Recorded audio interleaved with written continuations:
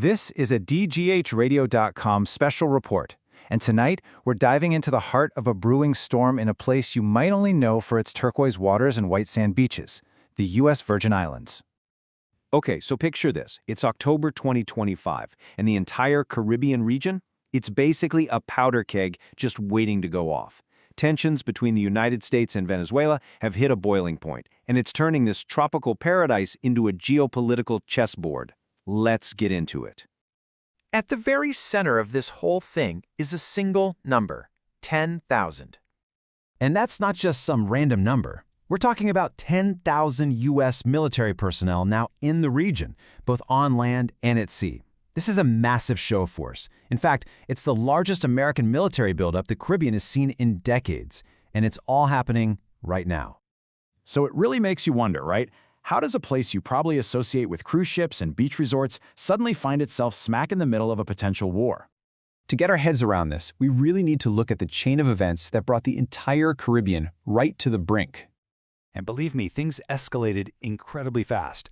It all kicked off in September when the U.S. carried out lethal strikes on what it called suspected narco vessels near Venezuela.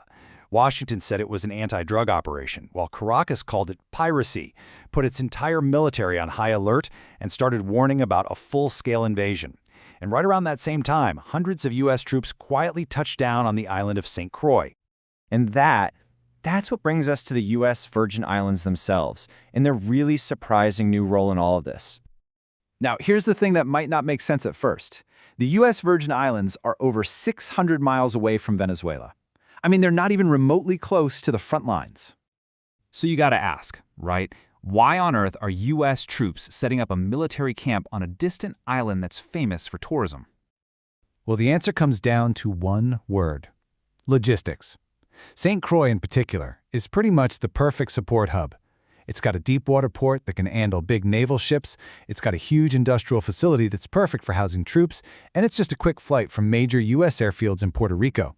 It's basically the ideal rear base for any operations pointed south. And it's not just about regular troops. This is where things get really serious. The MV Ocean Trader, a super secretive support vessel people call a ghost ship, has been spotted operating out of St. Croix.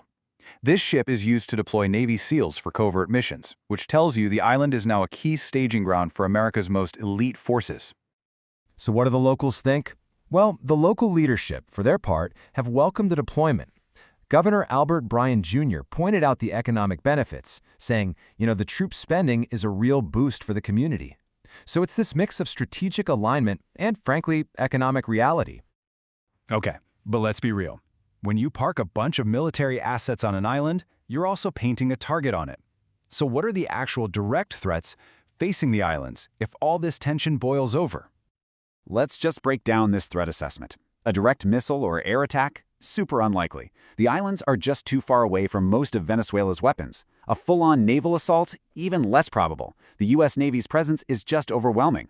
So the most plausible threat, according to analysts, is something much sneakier. Asymmetric tactics, like sabotage or terrorism targeting critical spots, like the port or an oil refinery. And this right here, this is the most important point of this entire situation. The biggest danger to the Virgin Islands isn't going to be a direct attack. It's the devastating hidden costs of a war that's happening hundreds of miles away. Yep, you heard that right. The most significant damage isn't going to come from an explosion. It's going to be economic and social. It's going to come from the fallout. Just take one look at this chart. It tells the whole story. The local economy is almost completely dependent on tourism. We're talking 75%. That makes it incredibly vulnerable. And you can see how this would play out, right? It's like a row of dominoes. The moment a real conflict kicks off, boom, travel advisories go out. Tourists cancel their trips. Those massive cruise lines, they reroute their ships in a heartbeat. And the flow of money that keeps the entire island economy running could just stop, almost overnight. But it doesn't stop there. Think about the supply chains getting all messed up, leading to shortages of food and fuel. Think about the environmental risk if an oil tanker gets hit somewhere in the Caribbean. And what about the immense social strain and anxiety on a community that's suddenly living in the shadow of war? That's the real collateral damage. So as these tensions continue to simmer, the Virgin Islands are now on high alert, staring down a future that looks absolutely nothing like their past. I mean, just look at this comparison, because the shift is profound. What was once a peaceful tourist economy is now a militarized logistics hub. An area with almost no strategic importance is suddenly a permanent piece in U.S. security strategy.